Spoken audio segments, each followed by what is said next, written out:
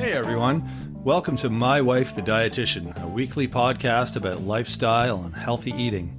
I'm Rob, and together with my wife Sandra, we invite you to join us on this informative yet entertaining journey through the complex world of healthy eating. We'll cover everything but the kitchen sink. Each week we'll discuss topics ranging from how to protect yourself from developing cancer, spicy foods to rev up the libido, to caring for your palliative grandfather with Alzheimer's. We'll also delve into more complex issues like, what the heck is oat milk? Why doesn't my butt fit into these jeans? And every guy's favorite question, will eating spinach really make it bigger? Join us each week as we strive to educate, enlighten, and entertain you.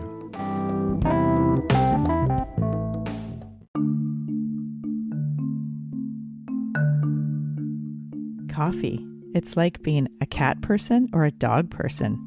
It seems there's two camps when it comes to your favorite morning brew. Are you a coffee person or a tea person? So many people feel that they can't wake up without their morning coffee. It should have its own food group. It's the most used psychotropic stimulant and is legal, and it's big business.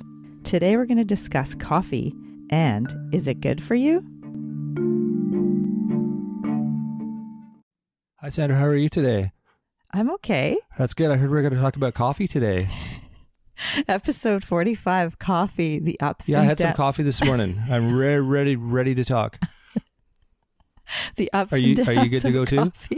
Yes, I've had mine too, but maybe not as much as you. Yeah, I'm just joking. I just thought I'd get us all in the mood. That's good. That's Getting good. in the mood with coffee. Mom, can we go? Can you remember? Just after our coffee. Oh, that was like a what do you call it when you have like really bad memories from your childhood? Negative. Yeah, one of those like traumas, childhood trauma. My friends were all playing, and we were out for dinner, and my parents would always want more coffee, and I'd be like, "Come on, just drink faster. What's the big deal? It's just coffee."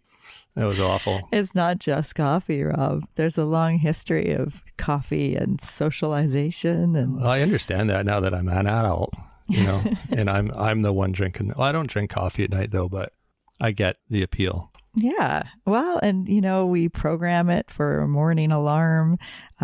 We drink it in the morning to wake up, like you were just saying. We have it after dinner to close the meal.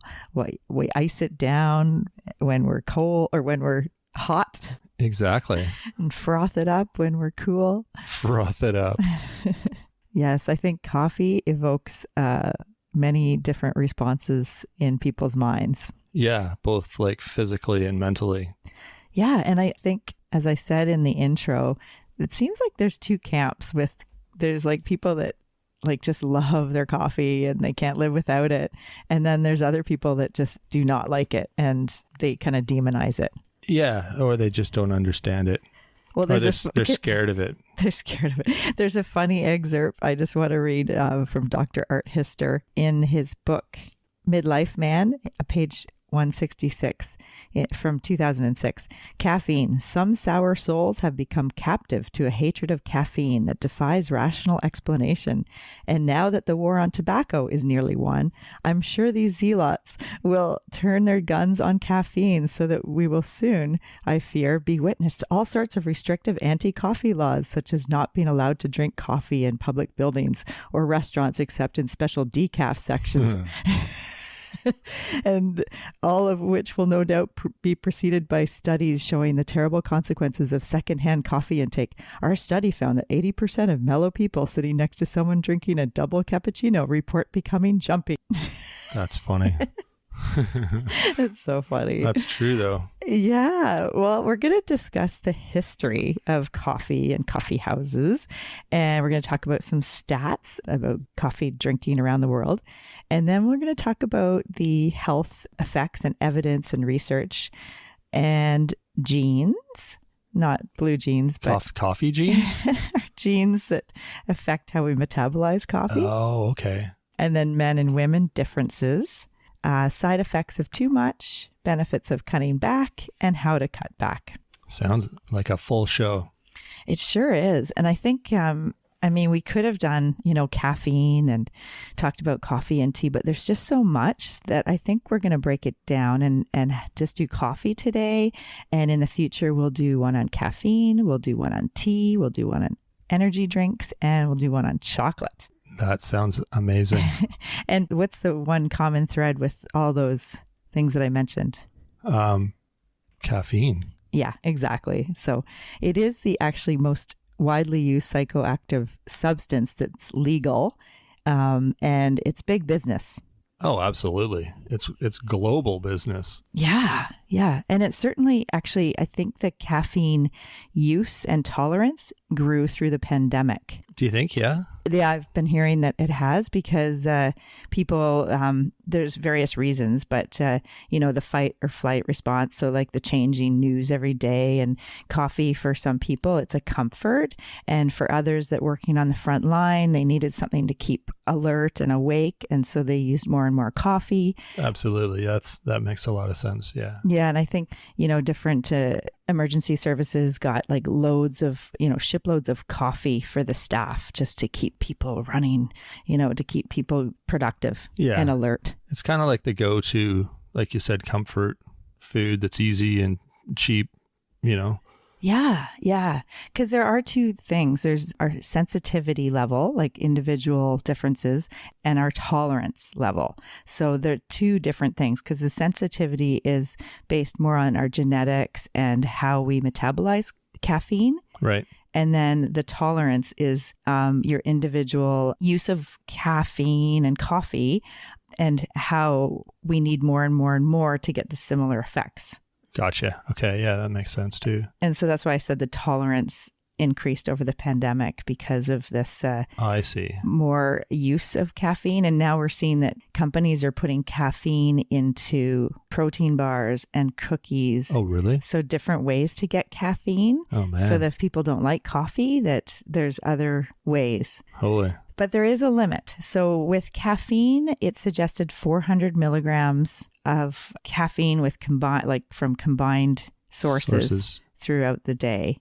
And what's an average cup of coffee contain? About 100 if it's a drip cup, drip type. So like 4 cups of regular coffee or whatever that 100 milligrams is. Milligrams, is that what we said? Yes. Yeah, exactly. Yeah, tea is about 50 milligrams, like a regular. And both coffee and tea, they vary in terms of the type of brew, or like the way it's brewed, and the type of roasted beans. So there's definitely variations. And with tea, it's how long you steep it and what you're starting out with. Right.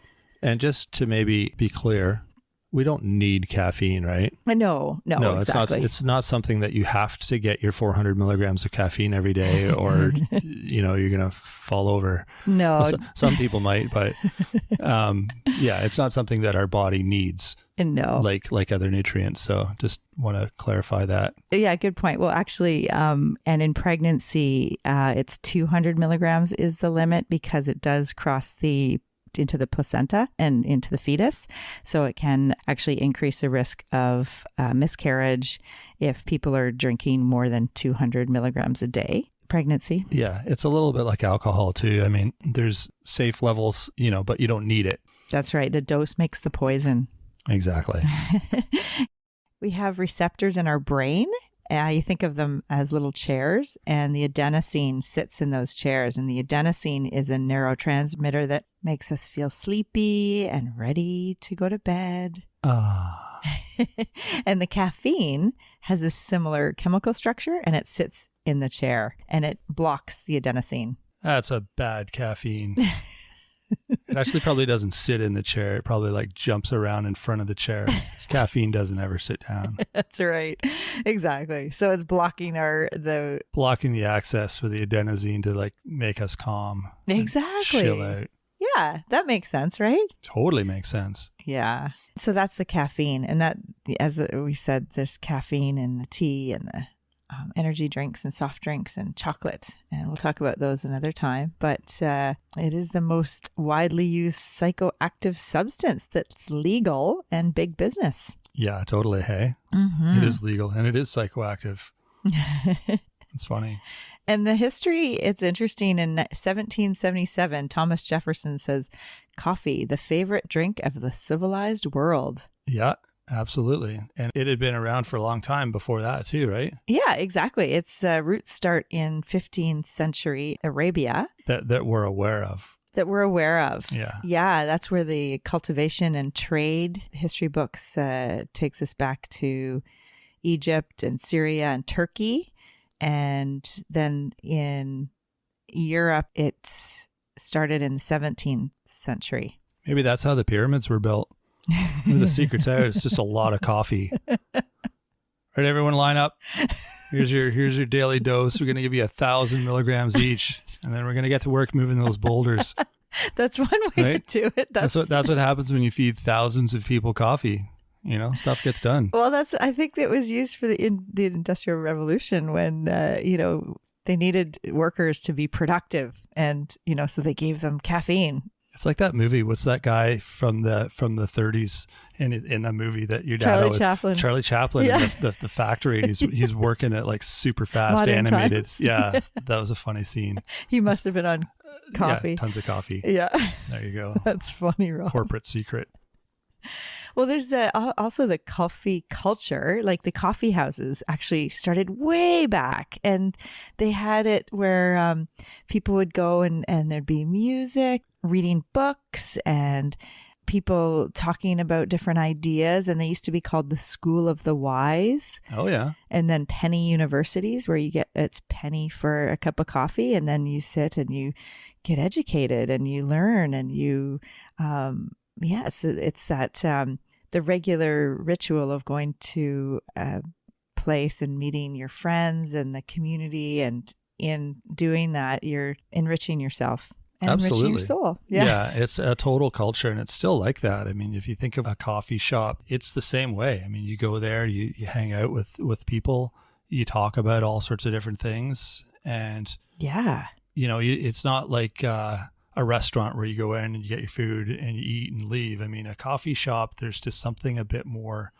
that draws a different side of you out in terms of what you're chit-chatting about. And totally. And lingering, like you're staying longer, and you're there for the atmosphere and more than just the coffee. Like run in and run out. For sure.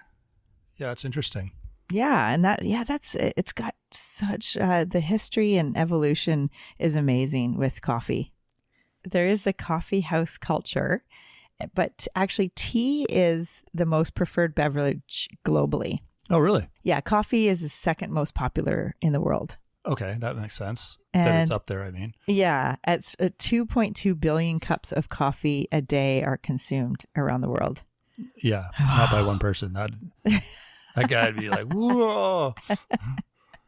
What comes to mind for that, though, for me, is like all the paper coffee cups. Yes, I know, right? That's a whole nother thing. Sort of the environmental side of we'll just take out food, period. Yeah. So. Yeah, but think of all the coffee everybody's drinking every day. Getting their coffee on the way to work, and Yeah. So that, I mean, when I say 2.2 billion cups, that means like making it home or, drive through or coffee houses or whatever. But there was a funny story about this. I saw this on a show, and the guy, it was like a home renovation show or something. And the guy was like, oh yeah, well, I start my day every morning. I take my Bubba mug to the coffee shop, and they fill it up for me. And it was probably like 60 ounces or something. It was massive. It was like a thermos you'd take to the soccer game for your kids.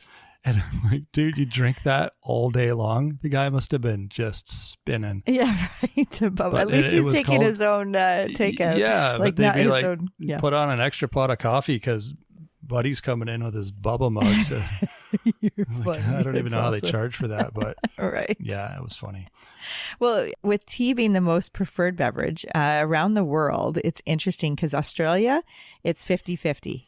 50% coffee, 50% tea drinkers.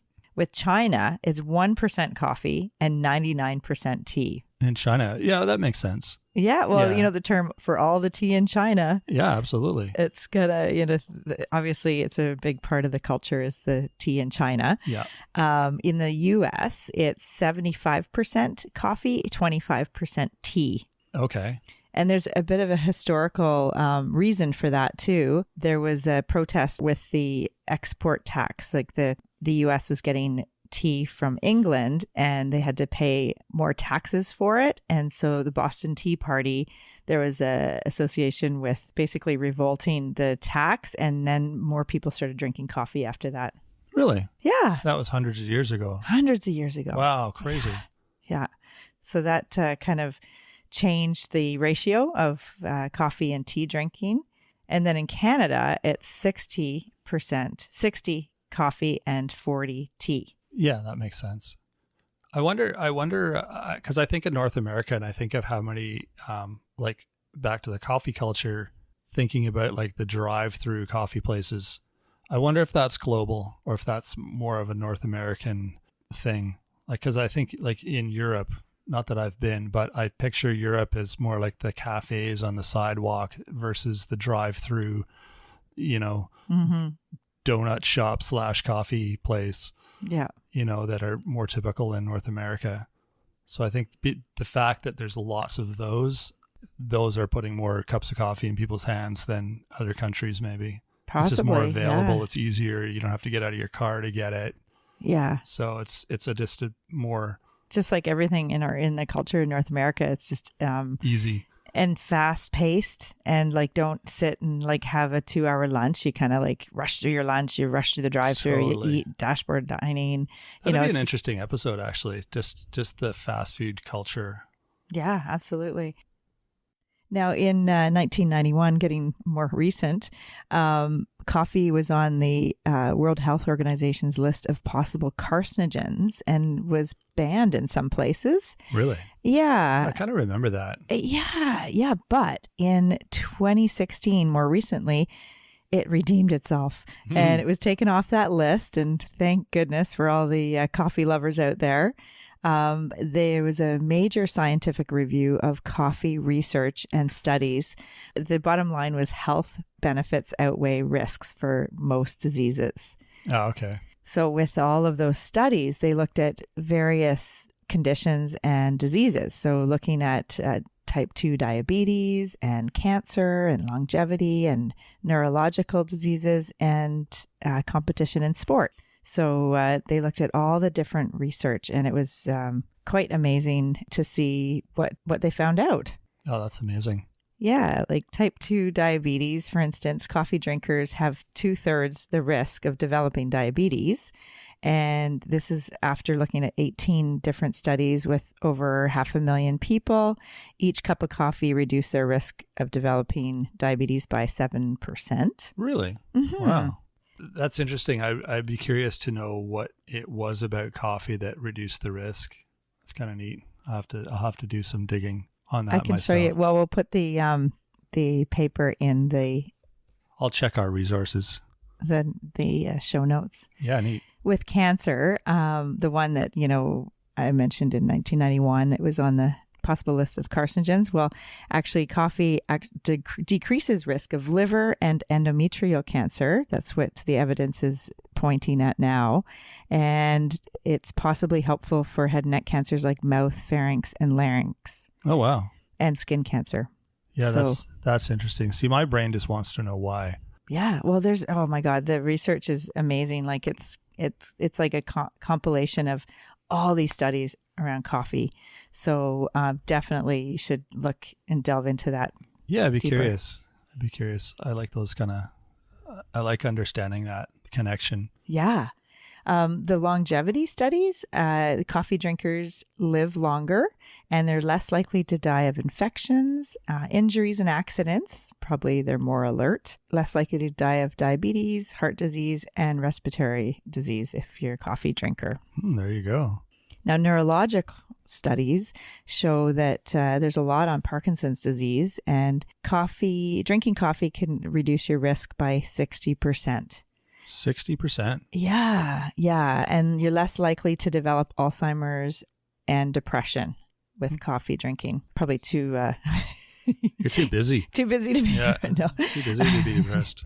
There's actually researchers in Canada, McGill University did a lot of work with Parkinson's disease, and they have found that having coffee can help with people's symptoms with Parkinson's, like the coordination and also their level of fatigue during the day. Oh, really? Yeah. Isn't Parkinson's where you're like kind of shaky and stuff? Yes. Because coffee kind of makes you jittery. I wonder if it has a reverse effect on like how it reacts with your brain. If you have Parkinson's, it has like a reverse effect or something and calms you down instead of getting you more jittery. Yeah, definitely. I don't know exactly the mechanism of action with that, but I think part of it is we're going to discuss the gene connection with coffee and how some people are more sensitive to caffeine than others. So we'll talk about that in a minute. But first, the last one that they looked at with this major scientific review of coffee research and studies was with sport, and they showed that it enhances endurance, and also with short, high intensity sport and activity, coffee helps. Well, that makes sense. Well, and it would be the caffeine. Yeah. In coffee. Yeah. So like before your big race, then you pound a cup of coffee, and the only drawback to that was you'd probably be feeling it hitting bottom, like not far down the track. Right. You'd be out in first place kicking butt, and then you'd be like, uh-oh, where's the bathroom? On both ends, right? I'm gonna have to take a pit stop now, and then everyone's gonna pass me. So it's well, that's actually glad you mentioned that, because that is one thing. It is a bowel stimulant, so some people do use it for their daily poop, like their morning poop, and it is a negative thing if you have any kind of irritable bowel syndrome or intestinal bowel disease. Caffeine can definitely be a trigger and make it worse for you. Yeah, for sure. Loose, frequent stool. I can see that. Yeah. And then with the diuretic effect, you're saying you pit stop, so you have to pee.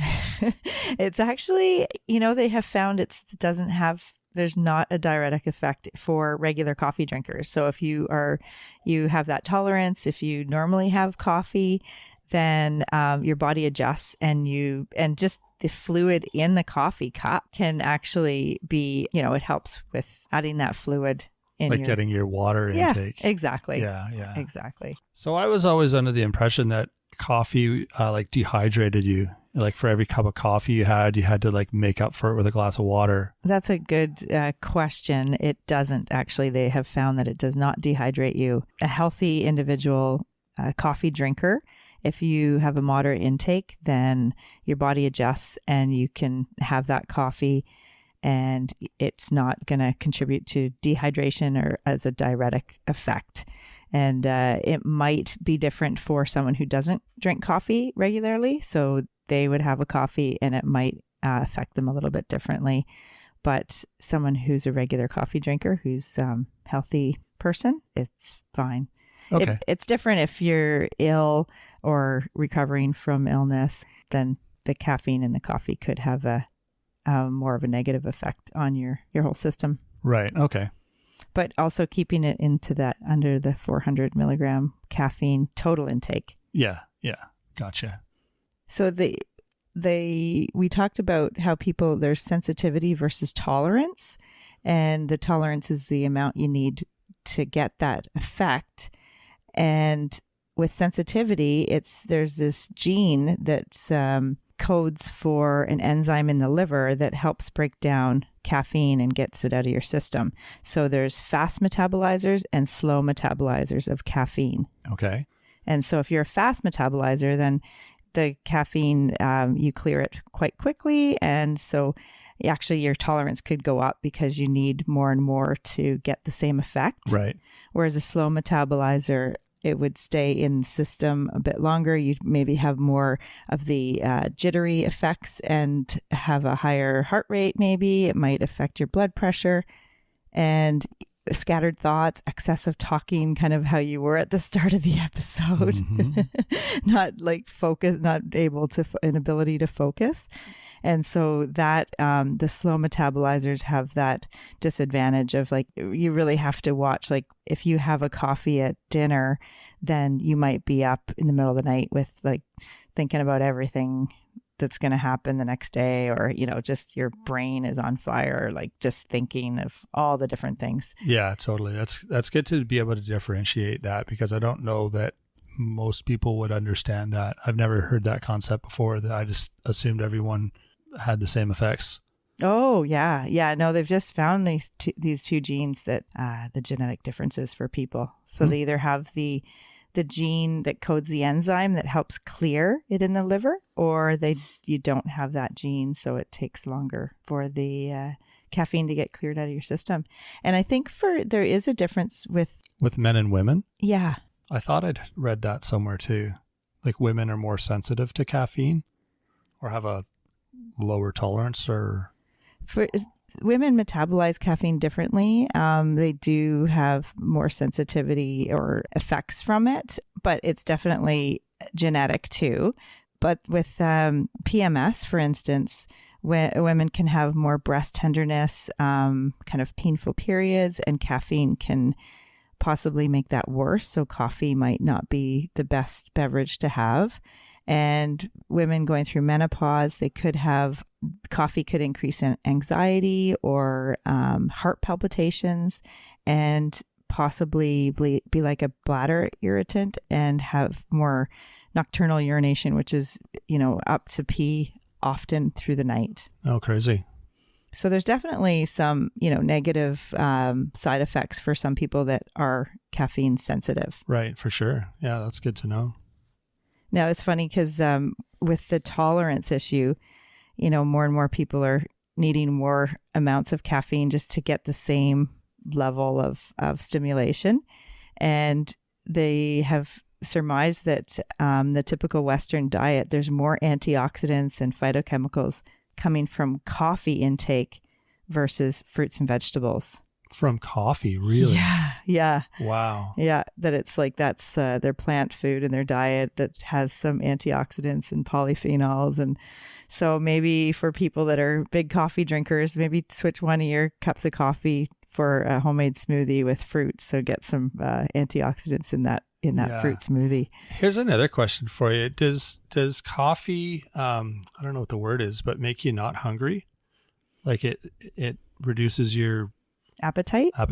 Yeah, it does for a very short time period. It does. Okay. Yeah. But then it's a rebound effect too. So you might suppress your appetite, but say if it's somebody who is skipping meals or not eating regularly and they have a coffee to kind of get through that meal so they don't feel like they need to eat, they have the rebound effect of being hungrier later on and having that knowledge that they didn't eat and thinking, well, and then they overeat later. Right. So it's kind of... it backfires. It backfires, exactly. Your body knows if it's eaten or not. So it'll be like, okay, hey, you forgot last time. You got to make up for it now. Yeah.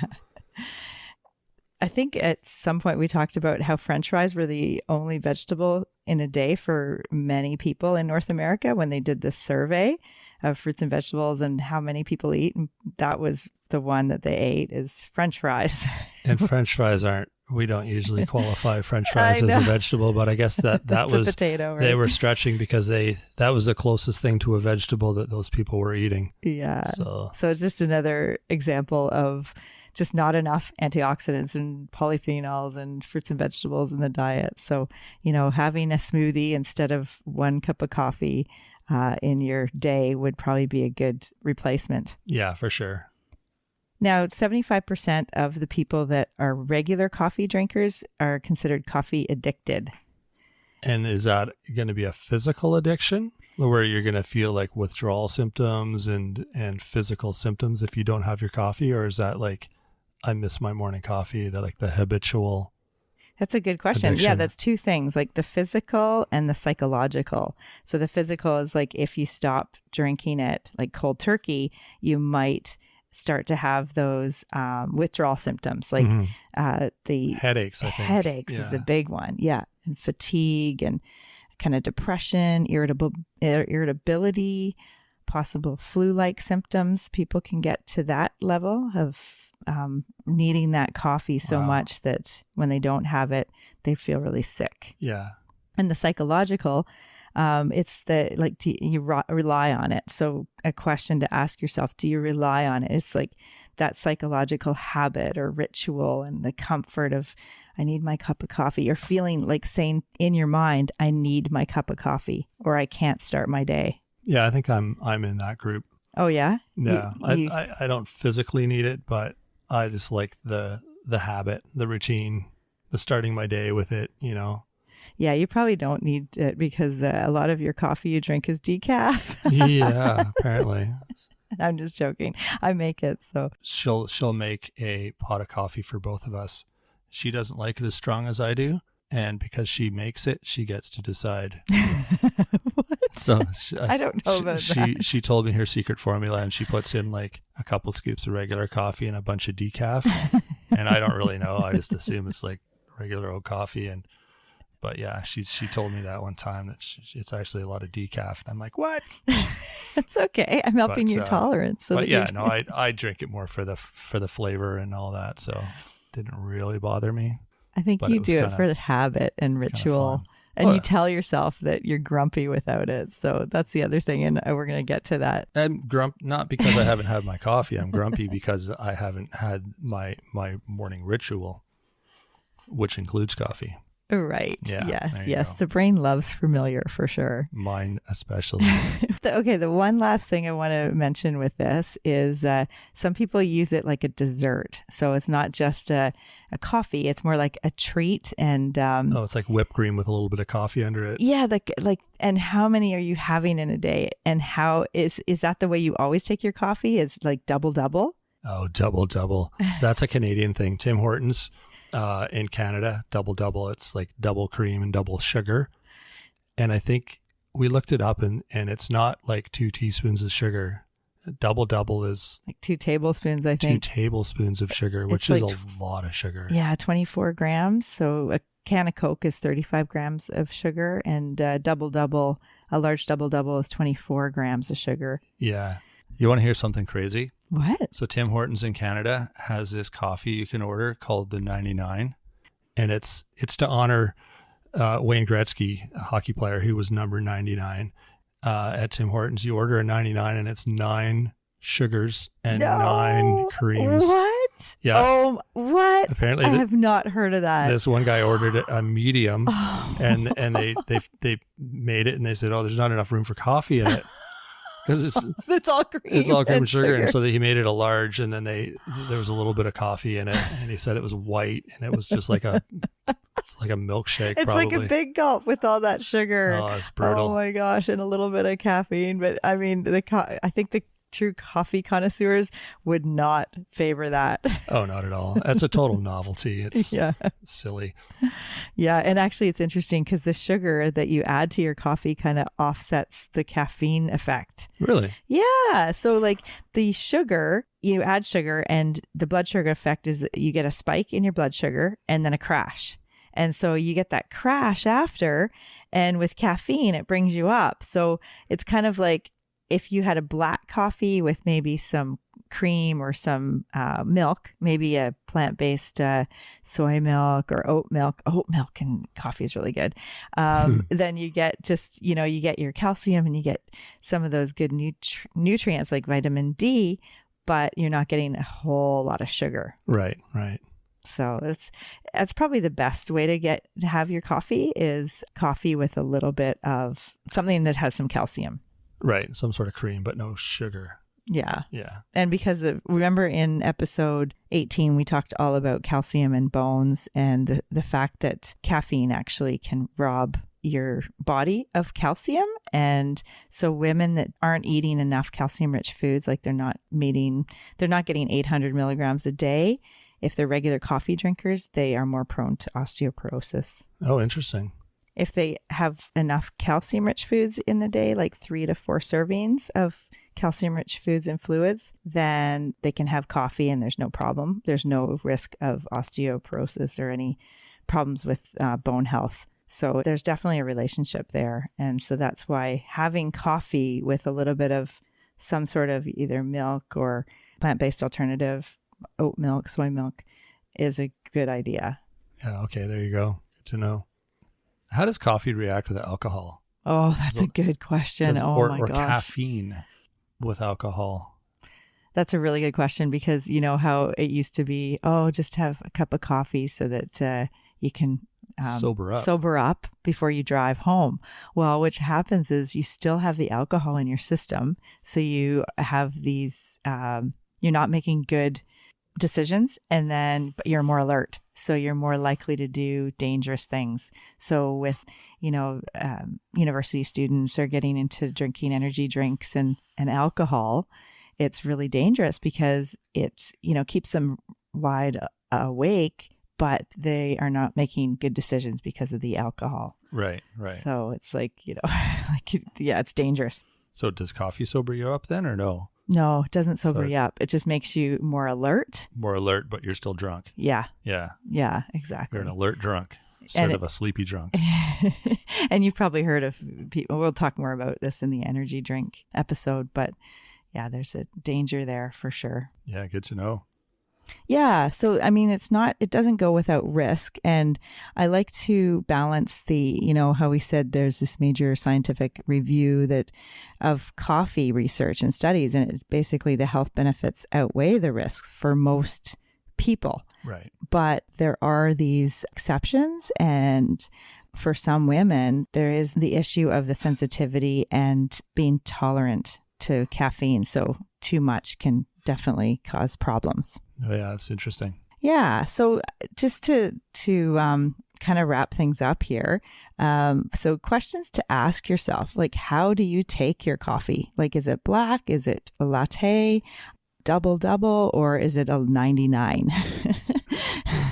Yeah. And obviously the more things you're adding to it, the less healthy it's going to be if you're dumping tons of cream and sugar in it. Exactly. It tastes good, but that's something to, factor those additional ingredients in. Yeah, because it could be affecting issues with blood sugar control, weight control, and with the caffeine, sleep. Is it affecting your sleep, or is it do you have symptoms like jitteriness and nervousness and, talking too quickly, kind of like you were at the start of the episode? Exactly. Yeah. Also, another question to ask yourself, like, how often are you drinking coffee or taking other caffeine? And is your sleep affected?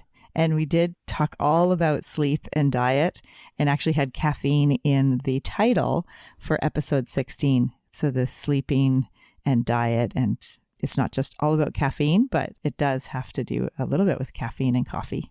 And what about decaf? Good question. Because if you like coffee, you like the taste of it, the ritual of it, but you don't like the effect of it, then decaf would be a solution, right? Yeah, it definitely can help. It's only got about 20 milligrams of caffeine per cup of decaf.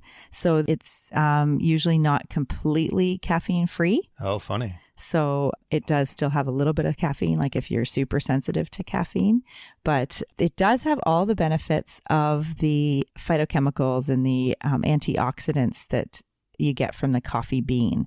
So that's one good thing. And coffee, I didn't mention, has some nutrients actually. It has some magnesium and potassium and B vitamins like riboflavin and niacin. So you do get a little tiny bit of nutrition out of coffee. Oh, there you go. And we do get a hit of dopamine. Remember we talked about neurotransmitters on the last episode on food and mood? I love my dopamine. Yeah, you get a hit of dopamine when you have some coffee. So it tastes good and you get that...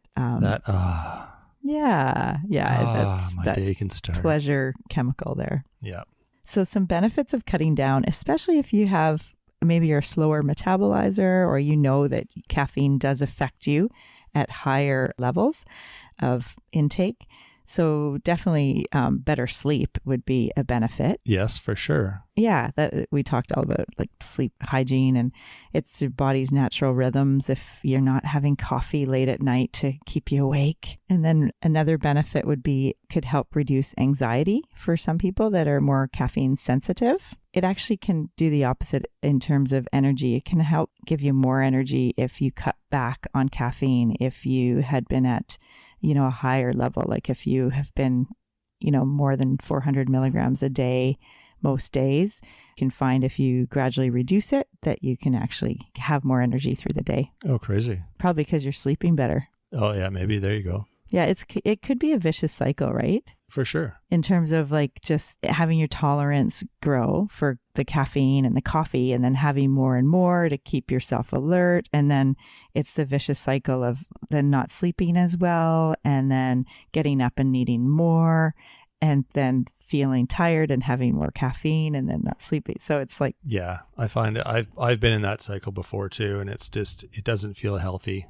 Sort of needing that coffee, something's wrong with you if you need to have that stimulant to keep you going. Yeah. It's like, I got to change something in my lifestyle here because I shouldn't be relying on coffee to keep me moving. Yeah, exactly. It's that is a good way, like just to ask yourself if you rely on it, and at certain times of day, like maybe you just need to go to bed earlier, or maybe you need to have a bit of a nap or go for a walk. Maybe that will give you the energy that your body's needing at like midday, that when you have your coffee. Yeah, there's other ways to boost that energy level.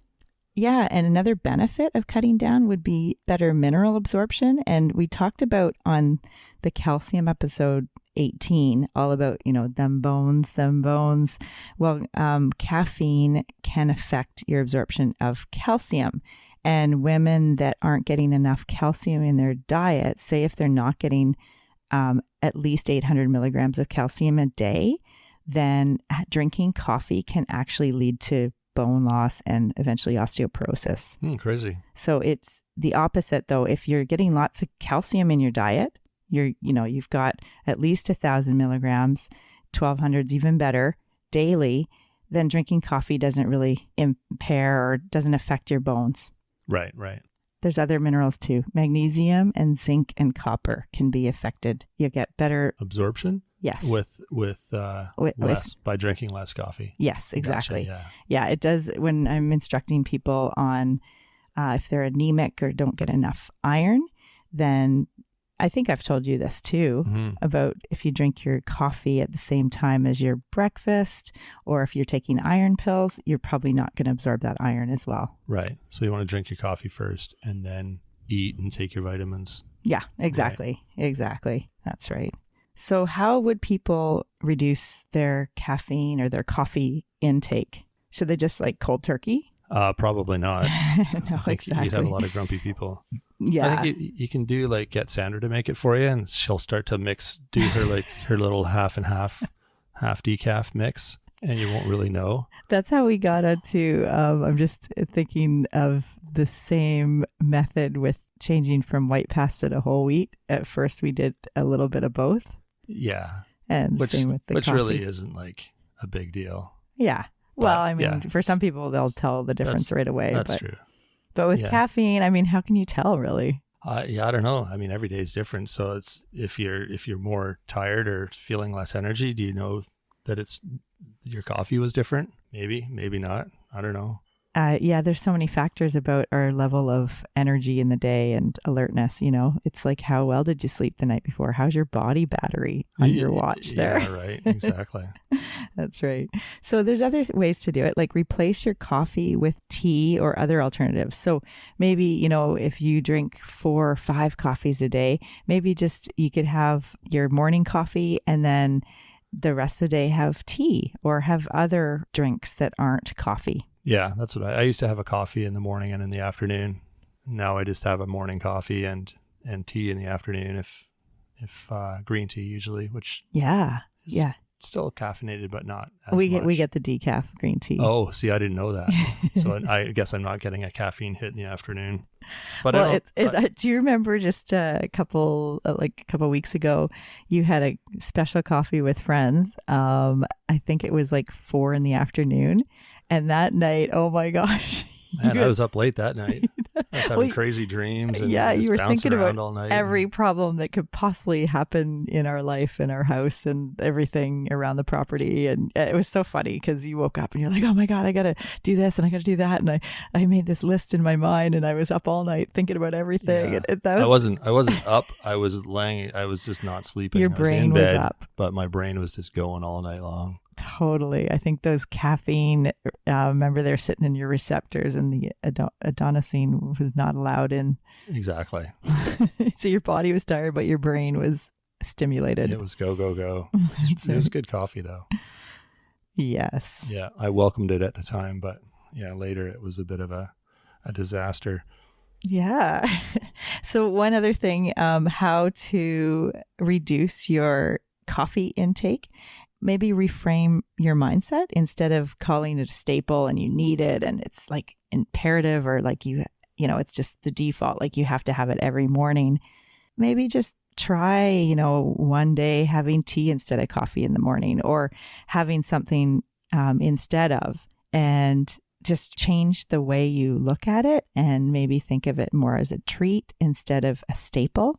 And that might help with the way you look at coffee, or maybe later in the day. So have your coffee in the morning, and then later in the day have something else. Yeah, and that goes for anything really. If you want to replace it, you can sometimes just change your perspective of how you look at something, and that helps. And if you need it or you rely on it, maybe you could step back a little bit or like reduce your intake because you're using it as a crutch. Yeah. Well, probably a lot of people just haven't thought about how they use it, so now they will. I hope so. So the bottom line, did we just say coffee's good, coffee's bad, a little bit of coffee's okay? Yeah, I mean the health benefits outweigh the risks, definitely. So all those coffee drinkers can keep drinking their Starbucks.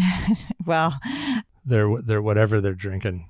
I think the small coffee houses and making your own coffee at home is probably better and more sustainable for the future. Oh, there you go. But that's a whole different topic. We'll get into that another day. That's the ethical side of the coffee industry. Yeah. Yeah. Good. Well, that was pretty informative. You know what? Sorry. There's more. One more thing. She's got more.